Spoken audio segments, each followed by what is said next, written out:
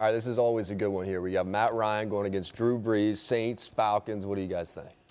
I like the Falcons in this game, and I know it's going to be a close one. The Saints have been struggling the last couple of weeks, but when you look at the Falcons, Calvin Ridley has become a factor. Everyone's doubling Julio Jones. They're trying to take Julio Jones. Now you're seeing Calvin Ridley, the reason why they drafted him. That's their #1 pick. He is a good young receiver. This is going to be a close game, divisional matchup going down to the fourth quarter, but I think I'm going to choose the New Orleans Saints because of Sean Payton and Drew Brees in that fourth quarter. In a 2-minute situation with the ball at the end, I think they'll finish it and get the win.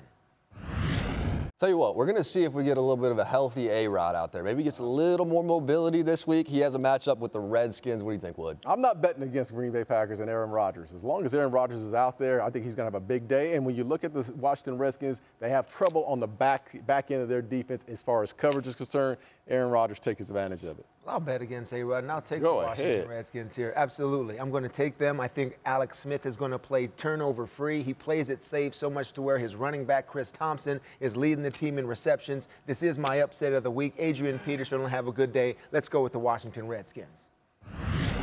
Andrew Luck is back in the mix. We have Andrew Luck. The NFL needed a little Andrew Luck back. He takes on the Philadelphia Eagles this week, and so is Wentz. Look, Carson Wentz comes back. Fletcher Cox is still going to be a guy who's going to be pushed in the middle of this defense. I like that NASCAR package that the Philadelphia Eagles have as far as what they do on defense. There's going to be a lot of pressure on Andrew Luck this week. I like the Philadelphia Eagles. I like the Eagles also. I mean, it's teacher versus pupil. Frank Reich's going up against Doug Peterson. But when the mentor and the teacher has players that are just straight out better, I mean, that's why they're going to win. So Philadelphia Eagles in this one. So the Buffalo Bills, been a little bit of a struggle. They have the Minnesota Vikings this week. A little bit of a struggle. A little bit.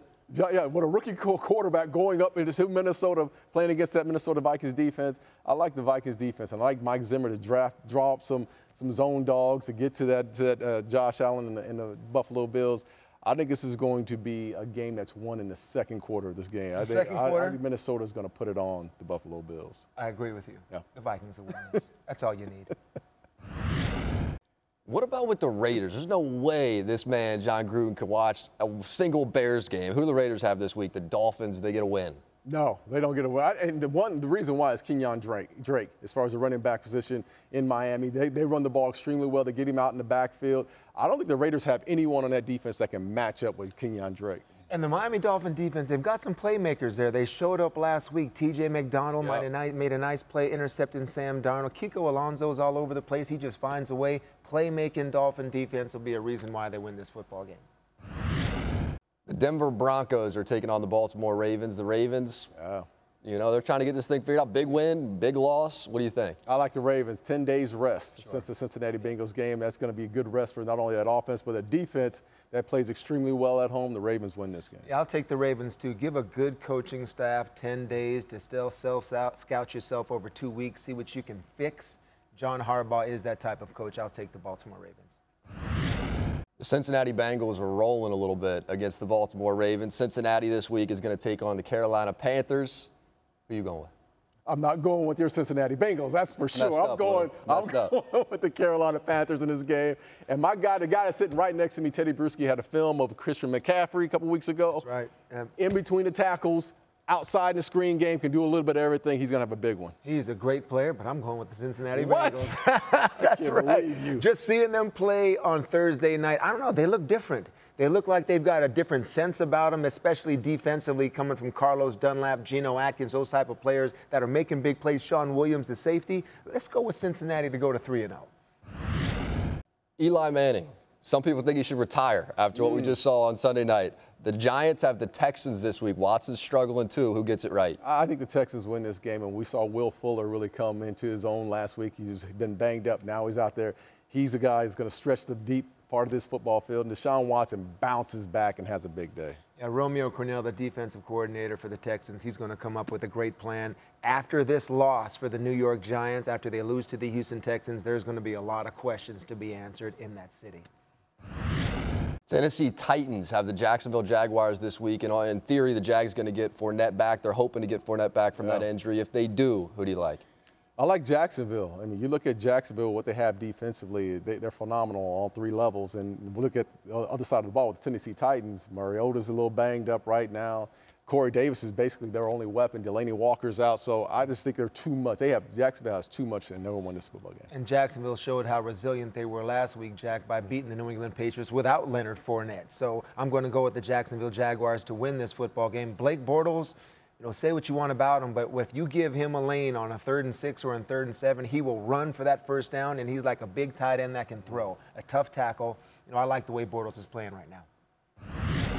So Patrick Mahomes has been an absolute freak of nature, but Andy Reid knows how to start necessarily. Some points it starts to What do you think? Does he get a win here? I think he gets a win against San Francisco. And I think it's going to be a track meet on both sides of the ball because the Chiefs can't play defense on their end, but the Chiefs, with all the weapons that they have, Travis Kelce, Tyreek Hill, but the guy I'm going to watch this week is Sammy Watkins. He's done well in between the 20s. Look for him to be a big threat in the red zone this week. I'm going to take the Chiefs also. I'm looking forward to seeing how creative Andy Reid can be to get Sammy Watkins going, and that's something I always look forward to when I watch the Chiefs.